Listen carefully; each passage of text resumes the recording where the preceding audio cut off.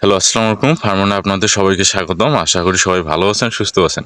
ভাই, বাংলাদেশের খামার সেক্টরে একটা অদ্ভুত বাস্তবতা আছে। এই সেক্টরে দেখবেন যারা খুব কম জানে তারাই সবচেয়ে বেশি বেশি জোরে কথা বলে। আর যারা সত্যিই কিছু জানে তারা কাজ করে চুপচাপ থাকে। এই দুই রকম আচরণ খামার সেক্টরে একটা বড় মিসম্যাচ তৈরি করতেছে। এখানে নতুন কেউ যখন খামার শুরু করতে যায় বা খামার শুরু করতে গেলে সব ভুল কথা আগে তার কানে ঢোকে। এই কথাটা ভাই আশ্চর্যের মতো শোনালো সত্যি যে যে মানুষটা জীবনে গরুর লেজ ধরেনি সেও গরু নিয়ে বড় বড় লেকচার দেয়। যে মানুষ একটা দিনও খামারে কাজ করেনি সে খামারের ম্যানেজমেন্ট নিয়ে কথা বলে। এটাই সেই হাফ নলেজ মানুষদের আচরণ, যারা খামারের সবচেয়ে বড় প্রবলেম তৈরি করে, কারণ তারা জানে না কিন্তু জানার মতো একটা অভিনয় করে। এরা ভাই সবকিছুর পেছনে একটা শর্টকাট খোঁজে, যেমন ভাই এই ঘাস দিলে দুধ ডাবল হয়, ভাই এই ভুসি দিলে খরচ অর্ধেক, ভাই রাতে খাবার দিলে প্রবলেম, ভাই বাছুরকে দুধ খাওয়া কমান গরুর দুধ বাড়বে। এসব কথাবার্তা ভাই 90% ক্ষেত্রেই ভুল। কিন্তু হাফ নলেজ লোকের কথা বিশ্বাস করলে এই ভুলকে আপনি সত্যি মনে করবেন। আর শর্টকাট ফার্মিংয়ে কখনো কাজ করে না, কারণ খামার হলো একটা ভাই ধারাবাহিক সিস্টেম। এখানে শর্টকাট মানে খুব বাজে অবস্থা ভাই। খামার যারা করে তারা জানে যে একটা ভুল সিদ্ধান্ত পুরো সিস্টেমটাকে সমস্যায় ফেলতে পারে ভাই, পুরো খামারটাকে ঝুঁকিতে ফেলতে পারে।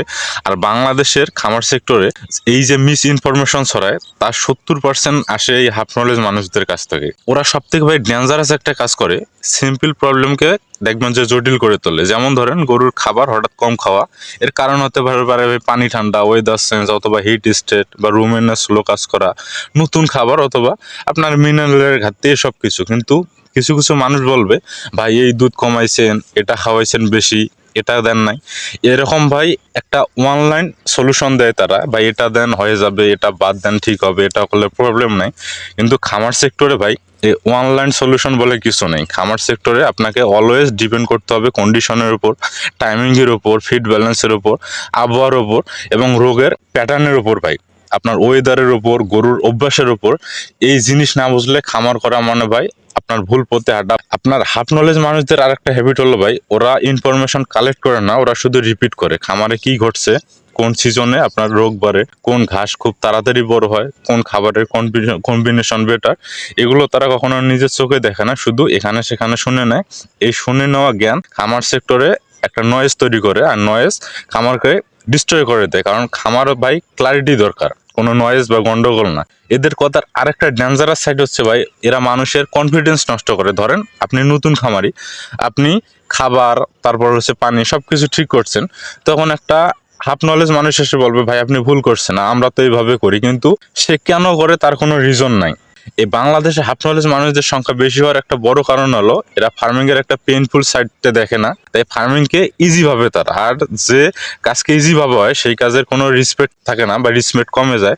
রেসপেক্ট কমলে রেসপন্সিবিলিটি কমে, আর রেসপন্সিবিলিটি কমলে খামার ভাই একটা ভুল জায়গায় চলে যায়, বা খামারটা নড়বড়ে হয়ে যায়। সবচেয়ে ইন্টারেস্টিং একটা সত্যি হলো ভাই, এই হাফ নলেজ মানুষরা কখনো শিখতেছে না। ওরা মনে করে খামার মানেই হচ্ছে শক্তির কাজ বা মাসেল ওয়ার্ক, কিন্তু খামার মানে হচ্ছে ব্রেন ওয়ার্ক, টাইমিং, আর একটা হচ্ছে অবজারভেশন। সবশেষে একটা কথাই বল ভাই, খামার কখনো রোগে নষ্ট করে না, খাবারে নষ্ট করে না, কর্মচারী নষ্ট করে না।